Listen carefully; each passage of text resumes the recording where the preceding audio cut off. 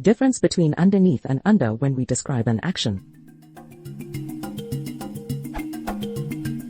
I ask for the difference in a sense of active quality rather than a stative quality of the verbs. For example, in the toy is sitting underneath/under table, the verb is stative. So we are dealing with adverbs. For example, is it correct if I say, I will slip the envelope underneath the door? Or should I say, I will slip the envelope under the door?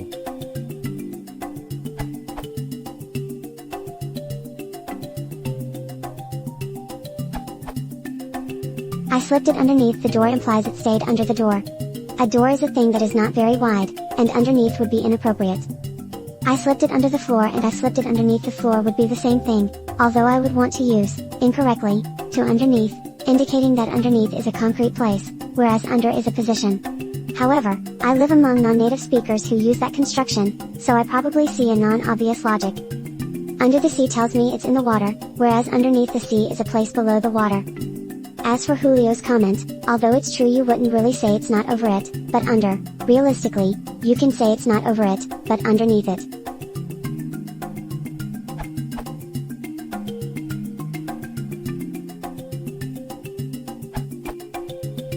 It's sitting underneath the table is not stative, it's still an action.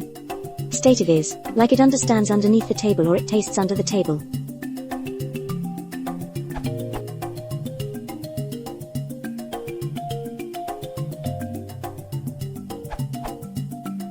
Yes, it is correct. Quoting a comprehensive grammar of the English language. With words of motion, prepositions may express the idea of passage, as well as destination. He jumped over a ditch. 1. Someone ran behind the goalposts. 2. The ball rolled underneath the table. 3. In sentences such as 2 and 3, there is an ambiguity. In 3, we can supply either the meaning of passage or the meaning of destination. Note, a triple ambiguity might in fact arise, more clearly with, a mouse scuttled behind the curtain.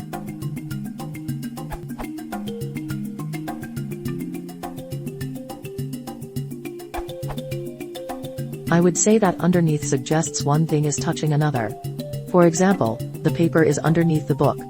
The opposite being on top of, the book is on top of the paper, touching. Whereas under suggests one thing is not necessarily touching another. For example, the cat is under the table. The opposite of under being over.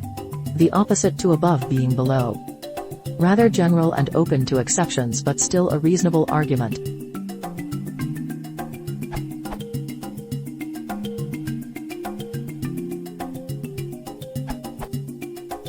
I will slip the envelope under the door is correct.